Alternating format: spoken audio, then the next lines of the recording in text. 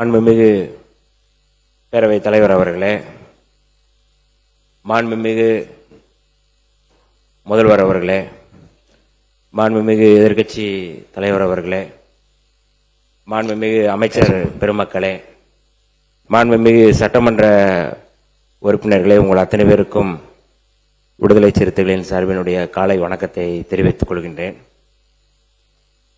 மாண்புமிகு முதல்வர் அவர்கள் வடித்த இந்த தனி தீர்மானம் வரலாற்று சிறப்புமிக்க தீர்மானம். இது தனி தீர்மானம் மட்டுமல்ல, ஒரு தனித்துவமான தீர்மானம். தனித்துவமான தீர்மானம் மட்டுமல்ல, ஒரு மகத்துவமான தீர்மானம். மகத்துவமான தீர்மானம் மட்டுமல்ல, தமிழ்நாட்டின் உரிமைகளை, தென்னிந்தியாவுடைய உரிமைகளை நிலைநாட்டக்கூடிய தீர்மானம். இந்த தீர்மானத்தை விடுதலை சிறுத்தைகள் வரவேற்கிறோம், பாராட்டுகின்றோம்.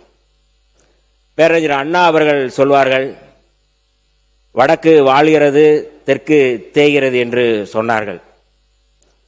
தந்தை பெரியார் அவர்கள் சொல்லும் பொழுது, வடக்கில் இருப்பவர்கள் மட்டும்தான் குடிமக்களா, தென்னிந்தியாவில் இருப்பவர்கள் மூன்றாம் தர குடிமக்களா என்று தந்தை பெரியார் அவர்கள் கேட்டார்கள். இதற்கு ஒருபடி மேலே போய் புரட்சியாளர் அம்பேத்கர் பேசும் பொழுது, வடக்குக்கும் தெற்குக்கும் வித்தியாசம் இருக்கின்றது. வடக்கை விட தெற்கில் இருப்பவர்கள் முற்போக்கானவர்கள், நாகரிகமானவர்கள் என்று புரட்சியாளர் அம்பேத்கர் அவர்கள் தெளிவுபடுத்தினார்கள். நான் அந்த புரட்சியாளர் அம்பேத்கருடைய மாணவனாக, அவர் வழிவந்தவனாக இந்த தீர்மானத்தை விடுதலை சிறுத்தைகளின் சார்பில் சில செய்திகளோடு நான் சொல்ல முனைகிறேன். அதற்கு பேரவைத் தலைவர் அவர்கள் எனக்கு வாய்ப்பு வழங்க வேண்டும் என்று கேட்டுக்கொள்கிறேன். பொதுவாக ஒன்றிய அரசு, பாஜக அரசு முன்வைக்கின்ற எந்த சட்டமாக இருந்தாலும் அல்லது அதை கொண்டு வருகின்ற எந்த திட்டமாக இருந்தாலும் அதை புரட்சியாளர் அம்பேத்கருடைய கண்ணாடி அல்லது தந்தை பெரியாருடைய கண்ணாடி போட்டு பார்த்தால்தான் அதற்குள்ள இருக்கின்ற சதி நமக்கு புலப்படும். வெளியில் பார்த்தால் அது சாதாரணமாக தெரியும். அதற்கு மேலே போய் புரட்சியாளர் அம்பேத்கர் சொன்னார், இவர்கள் பேசுவதெல்லாம் சன்னியாசி போல பேசுவார்கள், ஆனால் செயல்படுவதெல்லாம் கசாப் கடைக்காரர்கள் போல் செயல்படுவார்கள் என்று புரட்சியாளர் அம்பேத்கர் சனாதனவாதிகள் குறித்து பேசும்பொழுது சொல்கிறார். அப்படித்தான் இந்த தீர்மானத்தை அல்லது இந்த மசோதாவை பாராளுமன்றத்தில் ஏப்ரல் 16 அன்று கொண்டு வருவதற்கு முன்பு மகளிர் மசோதாவோடு சேர்த்து கொண்டு வந்து அதை எப்படியெல்லாம் அதை சரி செய்ய முடியும் என்று எங்களுடைய தலைவர் எழுச்சி தமிழர் தொல்காப்பியன் திருமாவளவன் அன்றைக்கு நாடாளுமன்றத்தில் இது குறித்து அமலப்படுத்தி இருக்கிறார்கள். ஆகவே அந்த வகையில் இன்றைக்கு இந்த தீர்மானம், தனி தீர்மானம், மாண்புமிகு முதல்வர் அவர்கள் கொண்டு வந்திருக்கின்ற தீர்மானம் ரொம்ப அவசியமானது. தமிழ்நாட்டுடைய உரிமைகளை, தென்னிந்தியாவுடைய உரிமைகளை பாதுகாக்கக்கூடிய தீர்மானம் என்கின்ற அடிப்படையில் தான் சில செய்திகளை நான் முன்வைக்க கடமைப்பட்டிருக்கின்றேன். இந்திய அரசியலமைப்பு சட்டப்பிரிவு 82 மற்றும் 170 ஆகியவற்றின் அடிப்படையில் ஒவ்வொரு 10 ஆண்டுகளுக்கு ஒருமுறை மக்கள் தொகை கணக்கெடுப்பு நடத்தப்பட்ட பிறகு தொகுதி மறுவரையறை ஆணையம் ஒன்று உருவாக்கப்பட்டு மக்களவைக்கும் மாநில சட்டமன்றங்களுக்கும் தொகுதி மறுவரையறை நடத்தப்பட இந்த சட்டப்பிரிவுகள் வழிவகுக்கின்றன. அதன் அடிப்படையில் இந்தியாவில் இதுவரை 1952, 1963, 1973, 2002 ஆகிய ஆண்டுகளில் 4 முறை தொகுதி மறுவரையறை ஆணையங்கள் அமைக்கப்பட்டுள்ளன. 1973ஆம் ஆண்டு காலகட்டத்தில் இந்தியாவில் மக்கள் தொகை கட்டுப்பாட்டு திட்டங்கள் அன்றைய பிரதமர் இந்திரா காந்தி தலைமையிலான அரசு தீவிரமாக முன்னெடுத்து சென்றது. மக்கள் தொகை சீராவதற்கு முன்னர் தொகுதி மறுவரையால் மாநிலங்கள் பாதிக்கப்படக்கூடாது என கருதி 1971ஆம் ஆண்டு மக்கள் தொகை கணக்கெடுப்பின் அடிப்படையில் தொகுதிகள் மறுசீரமைக்கப்பட்டு 1976ஆம் ஆண்டு 42வது அரசமைப்பு சட்ட திருத்தத்தின் மூலம் அடுத்த 25 ஆண்டுகளுக்கு அதில் மாற்றங்கள் செய்யாதவறு தடை விதிக்கப்பட்டுள்ளது. 25 ஆண்டுகள் தடை முடிந்து 2002ஆம் ஆண்டு தொகுதி மறுவரையறை ஆணையம் அமைக்கப்பட்டது. அப்போது பிரதமர் அடல் பிகாரி வாஜ்பாய் தலைமையிலான ஒன்றிய அரசு 84வது அரசமைப்பு சட்ட திருத்தத்தின் மூலம் மேலும் 25 ஆண்டுகளுக்கு தொகுதிகளின் எண்ணிக்கையில் மாற்றம் இல்லாதவாறு தடையை நீடித்தது. அப்போது ஒன்றிய பாஜக அரசு கொண்டு வந்த சட்ட திருத்தத்தின்படி 2026ஆம் ஆண்டுக்கு பிறகு எடுக்கப்படும் மக்கள் தொகை கணக்கெடுப்பின் அடிப்படையில் தொகுதி மறுவரையறை செய்யப்பட வேண்டும் என்று சொல்லப்பட்டது. எனவேதான் கடந்த 1973ஆம் ஆண்டு தொகுதி மறுவரையறை ஆணையம் இறுதி செய்த மக்களவைக்கான தொகுதிகள் எண்ணிக்கை 543 என்பது கடந்த 50 ஆண்டுகளாக மாற்றப்படாமல் இருந்தது. இந்த பின்னணியால் கடந்த ஏப்ரல் 16ஆம் தேதி ஒன்றிய பாஜக அரசு கொண்டு வந்த தொகுதி மறுவரை தொடர்பான அரசமைப்பு சட்ட திருத்த மசோதாக்கள் மக்களவையில் தோற்கடிக்கப்பட்டன. மக்களவையின் அதிகபட்ச இடங்களின் எண்ணிக்கையை 550 850 இடங்களாக உயர்த்தும் சட்ட மசோதா 2011ஆம் ஆண்டு மக்கள் தொகை கணக்கெடுப்பின்படி அடிப்படையில் தொகுதி மறுவரையறை செய்து உயர்த்தப்பட்ட எண்ணிக்கையில் மகளிருக்கு 33% இடஒதுக்கீடு மசோதா ஆகியவற்றை கொண்டுவர ஒன்றிய அரசு முயற்சித்தது. பாராளுமன்றத்திலும் மாநில சட்டமன்றங்களிலும் பெண்களுக்கு 33% இடஒதுக்கீட்டை உறுதிப்படுத்தும் 106வது அரசமைப்பு சட்ட திருத்தம் 2023ஆம் ஆண்டு அனைத்து கட்சிகளாலும் ஒருமனதாக நிறைவேற்றப்பட்டது.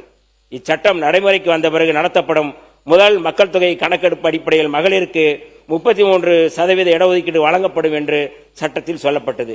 ஆனால் இந்த ஆண்டு ஏப்ரல் 16ஆம் தேதி தொகுதி மறுவரையறை தொடர்பான சட்ட திருத்த மசோதா கொண்டுவரப்பட்ட அன்றுதான் 2023ஆம் ஆண்டு மகளிர் இடஒதுக்கீடு சட்டமும் நடைமுறைக்கு வந்தது என்று ஒன்றிய அரசு அறிவித்தது.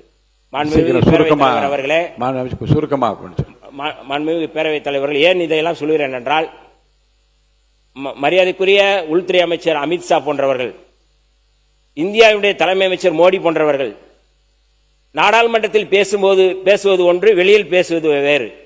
நாடாளுமன்றத்தில் பேசும்பொழுது தமிழ்நாட்டில் இருப்பவர்களுக்கு தமிழ்நாட்டிற்கான அந்த தொகுதிகள் எப்போதும் பாதிக்கப்படாது என்று அவர்கள் வெளிப்படையாக சொல்கிறார்கள். ஆனால் இப்படியான ஒரு சட்டத்தை நாங்கள் கொண்டு வர முயற்சி செய்யவில்லை என்று வேறு பக்கமும் சொல்கிறார்கள். 2 நாடகங்களை நடத்துகிறார்கள் என்பதை அம்பலப்படுத்துகின்ற விதத்தில் தான் இந்த தீர்மானம் நிறைவேற்றப்படுகிறது. அதற்கான ஒரு வழிமொழியைத்தான் நாங்கள் சொல்கின்றோம். ஏனென்றால் மகளிருக்கான 33% இடஒதுக்கீட்டை தற்போது 543 இடங்களின் அடிப்படையில் வழங்குவதற்கு ஒன்றிய பாஜக அரசுக்கு எந்த தடையும் இல்லாத சூழலில் மகளிர் இடஒதுக்கீடு என்ற பெயரில் திட்டமிட்டு தொகுதி மறுவரையறையை உள்நுழைப்பதற்கு ஒன்றிய அரசு மேற்கொண்ட முயற்சியை இந்தியா கூட்டணி உள்ளிட்ட எதிர்க்கட்சிகள் நாடாளுமன்றத்திலே தோற்கடித்தது. தொகுதி மறுவரையால் தமிழ்நாடு, கேரளா, கர்நாடகா, ஆந்திரா, தெலுங்கானா உள்ளிட்ட தென் மாநிலங்கள் எதிர்கொள்ளப் போகும் ஆபத்து குறித்து எமது தலைவர் எழுச்சி தமிழர் தொல்காப்பியன் திருமாவளவன் அவர்கள் இதற்கு முன்பே எச்சரித்திருக்கிறார். 2024ஆம் ஆண்டு குடியரசு தினத்து அன்று விடுதலை சிறுத்தைகள் சார்பில் நடைபெற்ற வெல்லும் ஜனநாயக மாநாட்டில் நிறைவேற்றப்பட்ட 12வது தீர்மானம் மிக முக்கியமானது. 2026ஆம் ஆண்டோடு இப்போதுள்ள தொகுதி மறுசீரமைப்பு முடிவுக்கு வருகிறது. அதன் பிறகு செய்யப்படும் தொகுதி மறுசீரமைப்பில் தமிழ்நாடு உள்ளிட்ட தென் மாநிலங்கள் பாதிக்கப்படும் என்ற அச்சம் இப்போதே வந்துவிட்டது. மாநிலத்தின் மக்கள் தொகை அடிப்படையில் மக்களவை தொகுதிகள் பிரிக்கப்படுவதால் மக்கள் தொகையை கட்டுப்படுத்திய தமிழ்நாடு உள்ளிட்ட தென் மாநிலங்களின் மக்களவை தொகுதிகள் குறையும் என தெரிகிறது. இதனால் உத்தரப்பிரதேசம் போன்ற பெரிய மாநிலங்களைச் சேர்ந்தவர்களே பிரதமராவதற்கும் கேபினெட் அமைச்சர்களாக நியமிக்கப்படுவதற்கும் வாய்ப்பு ஏற்படும். இதனால் மாநிலங்களுக்கு இடையே சமத்துவமற்ற நிலை ஏற்படும். இன்றைக்கு இருக்கின்ற இந்த சமத்துவத்தை தகர்ப்பதற்காகத்தான் இந்த நிலையை, இந்த சதியை ஒரு சட்ட மசோதாவாக கொண்டு வர முயற்சிக்கிறார்கள் என்று அன்றைக்கே எச்சரித்திருக்கிறார் எங்களுடைய தலைவர் எழுச்சி தமிழர் தொல்காப்பியன் திருமாவளவன் அவர்கள். கடந்த ஆண்டு 5/3/2025 அன்று தொகுதி மறுவரையறை தொடர்பாக தமிழ்நாடு அரசு நடத்திய அனைத்து கட்சி கூட்டத்திலும் சமீபத்தில் 8/8/2026 அன்று மாண்புமிகு தமிழ்நாடு முதலமைச்சர் அவர்களது தலைமையில் நடைபெற்ற தமிழ்நாட்டைச் சேர்ந்த நாடாளுமன்ற உறுப்பினர்கள் கூட்டத்திலும் விடுதலை சிறுத்தைகள் கட்சியின் சார்பில் பங்கேற்ற எமது தலைவர் எழுச்சி தமிழர் அவர்கள் சொல்லும் பொழுது, இந்தியாவில் மக்களவை தொகுதிகளின் எண்ணிக்கையை மாற்றமின்றி இப்போது இருக்கும் அதே எண்ணிக்கையை தொடரலாம், மக்களவை தொகுதிகளின் எண்ணிக்கையை அப்படியே வைத்துக் கொண்டு தேவையெனில் மாநில சட்டப்பேரவை தொகுதிகளை மறுவரையறை செய்யலாம் என்று வலியுறுத்தியுள்ளார். மேலும் கடந்த ஏப்ரல் 16ஆம் தேதி ஒன்றிய அரசு கொண்டு வந்த தொகுதி மறுவரையறை மற்றும் மகளிர் இடஒதுக்கீடு தொடர்பான அரசமைப்பு சட்ட திருத்த மசோதாக்கள் குறித்து விவாதத்தில் மக்களவையில் பேசிய எமது தலைவர், மகளிர் இடஒதுக்கீட்டில் அரசமைப்பு சட்டத்தின்படி SC/ST பெண்களுக்கு இடஒதுக்கீடு உண்டு, ஆனால் OBC பெண்களுக்கு இடஒதுக்கீடு இல்லை. ஏன்னா இன்னைக்கு பெண்கள் தொடர்பான இடஒதுக்கீட்டை ஆதரிப்பவர்களுக்கான கருத்தை அன்றைக்கே நாங்கள் சொல்லியிருக்கின்றோம். OBC பெண்களுக்கு இடஒதுக்கீடு இல்லை, மக்கள் தொகை கணக்கெடுப்பும் சாதிவாரி கணக்கெடுப்பும் நடத்தப்பட்டால் பிற்படுத்தப்பட்ட மிகவும் பிற்படுத்தப்பட்ட பெண்கள் தங்களுக்கும் மகளிர் இடஒதுக்கீடு கேட்பார்கள் என்று அஞ்சியே OBC பெண்களுக்கு மகளிர் இடஒதுக்கீடு தரக்கூடாது என்பதற்காக இப்போது தொகுதி மறுவரையறையுடன் மகளிர் இடஒதுக்கீட்டை கொண்டு வர ஒன்றிய அரசு முயற்சிக்கிறது என்றும், OBC பெண்களுக்கும் மகளிர் இடஒதுக்கீடு வழங்கப்பட வேண்டும், அதுவும் 33% மகளிர் இடஒதுக்கீடு 50 என உயர்த்தப்பட வேண்டும் என்று ஒன்றிய பாஜக அரசு RSS வழிகாட்டுதலின் பிற்படுத்தப்பட்ட சமூக பெண்களுக்கு எதிராக மேற்கொண்டிருக்கும் சதியை அம்பலப்படுத்தி மிகவும் பிற்படுத்தப்பட்ட சமூக மக்களின் உரிமை குரலாக எமது தலைவர் மக்களவையில் அன்றைக்கு முழங்கினார். அதைத்தான் இன்றைக்கு நான் இந்த அவையிலே சொல்கின்றேன். நிறைவாக மாண்புமிகு பேரவைத் தலைவர் அவர்களே, 2011ஆம் ஆண்டு மக்கள் தொகை கணக்கெடுப்பின் அடிப்படையில் தொகுதிகள் மறுசீரமைப்பு செய்தால் தமிழ்நாடு உள்ளிட்ட தென் மாநிலங்களும் ஒடிசா, மேற்கு வங்கம் முதலான மாநிலங்களும் கடுமையாக பாதிக்கப்படும். இந்த மாநிலங்களில் உள்ள நாடாளுமன்ற தொகுதிகளின் எண்ணிக்கை தற்போது இருக்கும் விகிதத்தை விட குறையும். ஆனால் உத்தரப்பிரதேசம், மத்திய பிரதேசம் முதலான இந்தி பேசும் மாநிலங்களில் உள்ள நாடாளுமன்ற தொகுதிகளின் எண்ணிக்கை அதிகரிக்கும். அதன் பின்னர் உத்தரப்பிரதேசம், பீகார், ராஜஸ்தான், மத்திய பிரதேசம் ஆகிய 4 மாநிலங்களில் ஒரு கட்சி அதிக எண்ணிக்கையில் இடங்களை கைப்பற்றினால் அது இந்தியாவே ஆளக்கூடிய ஆபத்தான நிலை உருவாகும். இதன் காரணமாகத்தான் தென் மாநிலங்கள் முற்றிலுமாக அரசியல் செல்வாக்கு இழந்துவிடும். வடக்கின் ஆளுகைக்கு கீழ் தெற்கு சுருக்கப்படும்.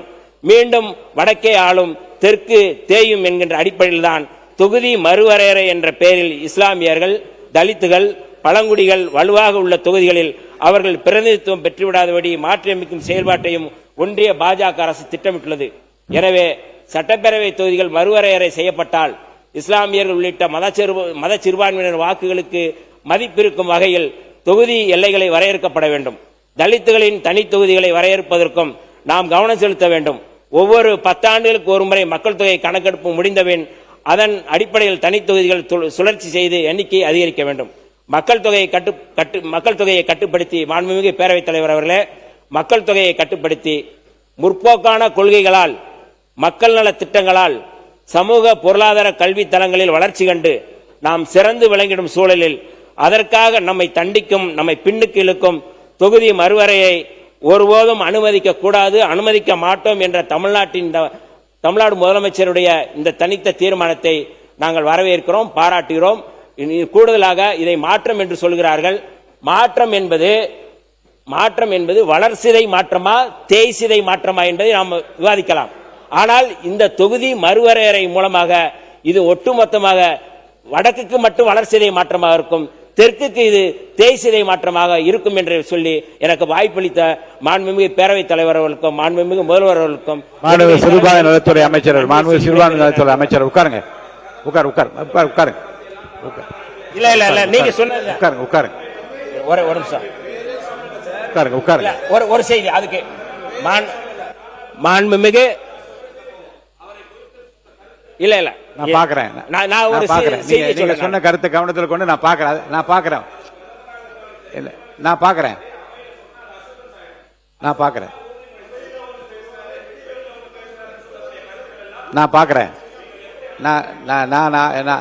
ஆய்வுக்கு உட்படுத்து. நான் உட்காருங்க. நான் ஆய்வுக்கு உட்படுத்து நான் பாக்குறேன். அதை நான் உட்காருங்க. இல்ல நீங்க உட்காருங்க. மாண்புமிகு சிறுபான்மைத்துறை அமைச்சர் ஒரு செய்தி மாண்புமிகு பேரவைத் தலைவர் ஆய்வுக்கு உட்படுத்தி உட்காருங்க.